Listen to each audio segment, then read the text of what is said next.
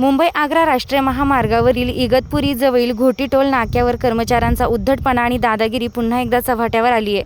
Toll नाक्यावरील नियोजित गोंधळ आणि वाहनधारकांना होणाऱ्या त्रासाचं कव्हरेज करण्यासाठी गेलेल्या पत्रकारांना कर्मचाऱ्यांनी केवळ रोखलेच नाही तर त्यांना धक्काबुक्की करत गंभीर स्वरूपाची दमदाटी केल्याचा संतापजनक प्रकार समोर आला आहे. लोकशाहीच्या चौथ्या स्तंभावर हल्ला. आम्ही फक्त आमचे कर्तव्य बजावत होतो.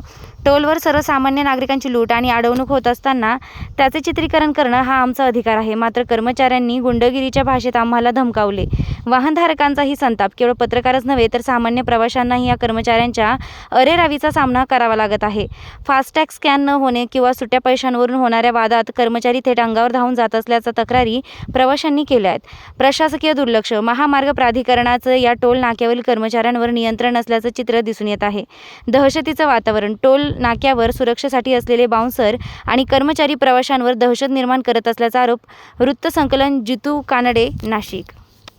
नमस्कार, मी स्टार लक्ष मराठी जितू कानडे. आपण बघू शकतात मागच्या साईडला आज Mumbai Agra highway toll Ghoti toll नाक्यावर आतापर्यंत लोकल माणसांना प्राधान्य दिलेलं 20 ते 30 किलोमीटरच्या अंतर्गत जे लोक राहतात त्यांना दिलं, ठीक आहे. पण नाशिकच्या ज्या 40-50 किलोमीटर येतात त्या अंतर्गत ते लोकांना त्याचं नाव सांगून म्हणजे अधिकारी किंवा XYZ व्यक्तीचं पॉलिटिकल्स मध्ये या लोकांचं नाव सांगून तिथे सोडण्यात येतं. पण याच टोल नाक्यावर आता माझ्या समोर इनोवा आणि एक स्विफ्ट डिझायर अशा 2 गाड्या सोडण्यात आल्या. त्या गाड्या कशा सोडल्या ते पण एक पॉलिटिकल माणसाचं नाव सांगून सोडलं. तिथं काळा बाजार या घोटी टोल नाक्यावर चालतो.